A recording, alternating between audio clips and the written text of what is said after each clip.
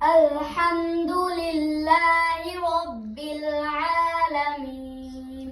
اچھا جی، آج آپ سے ایک بات پوچھنی ہے۔ ایک سسٹر نے کمنٹ باکس میں سوال کیا ہے کہ کیا قاری صاحبان جو بچوں کو قرآن پاک سکھاتے ہیں اور وہ منتھلی فیس لیتے ہیں، کیا یہ فیس لینا جائز ہے اور انہیں فیس دینی چاہیے یا نہیں دینی چاہیے؟ تو یہ سوال میں اپنے ویورز اور فارورز کے سامنے رکھتا ہوں۔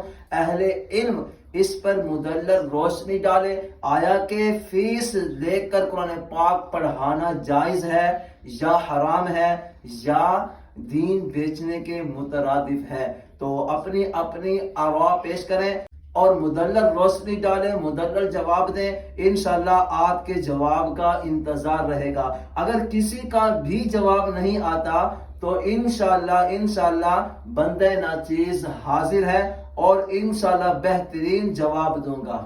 جزاک اللہ۔